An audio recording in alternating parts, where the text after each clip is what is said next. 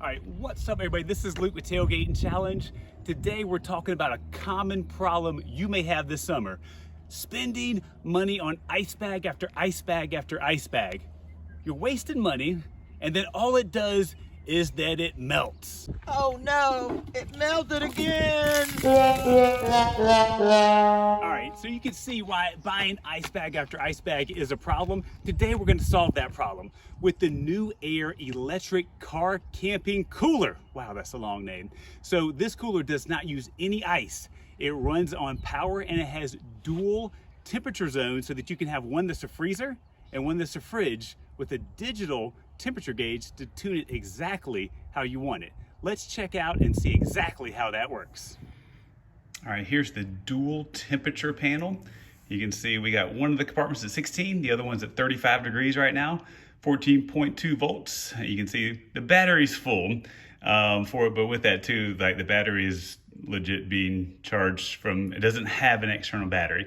So that's one of the downfalls with this machine right here is because you got to have a power source on it. It has a USB plug right here so you can charge your phones.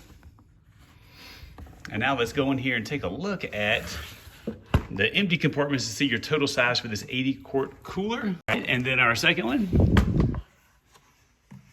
it's a little bit shallow. You see we have some baskets in here too.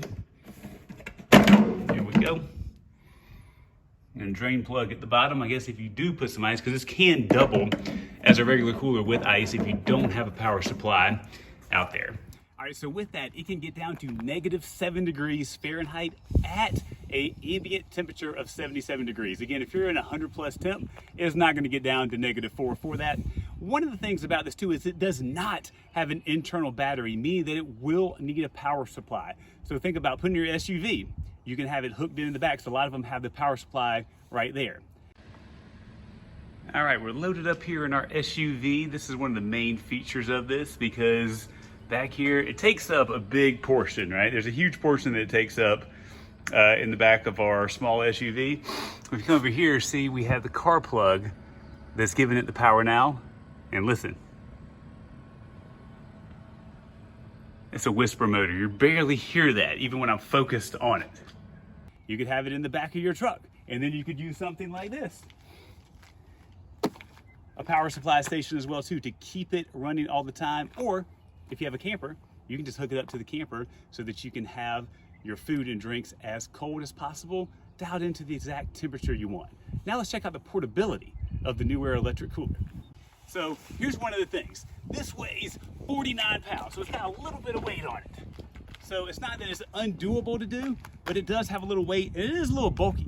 Like in the back of the SUV, this takes up a lot of space in one smaller SUV. But here's the good part. When you're moving around going tailgate to tailgate or to the campsites, you can just click right here and this comes out. So now you have it easy. It's so easy that anybody can pull this cooler around.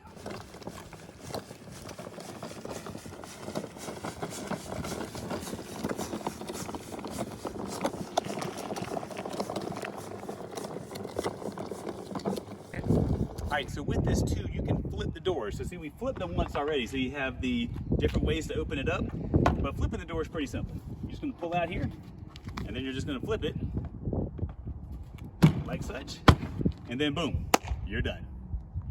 All right, so with this, we know it needs power in order to keep everything nice and cold. So what I wanna know is how long is it gonna retain the coolness if we run out of power? So we're gonna power this up, get it down to its optimal temp. It takes a little less than 30 minutes to get to your pre-programmed temps on there. And then we're gonna see how long it can keep things cold if you run out of power. All right guys, so we let it sit for a couple of hours without any power to it. And unfortunately, kind of once the power goes out, it's going to start to warm up relatively quickly if you don't have any ice in there. Just putting it out there. That is the other good thing. They have drain plugs in the bottom, so you can actually double this up as a regular cooler if you don't have power and electricity. So some of the things that I liked about this, it has dual temperature zones. Digital dual temp zones, really awesome. You don't have to have ice, which is something I like too. some of the drawbacks to this, it's pretty big and bulky. 50 pounds, it's gonna take up a lot of space in certain things, and the fact that it doesn't have an internal battery. So that when you don't have power, it's going to be out. But there's some wins and some losses with it, so you have to weigh that personally for you if you're gonna make the switch over to an electric cooler versus your regular ice cooler. Again, I am Luke with Tailgating Challenge. If you love learning about the cooler things that we get to test out, take a look at the website at the bottom of the screen right now to see hundreds of honest, non-paid reviews so we can keep it real with everybody at home. And then follow us on social media, because what we do is we test stuff just like this cooler, and then we turn around and give you the chance to win it at home.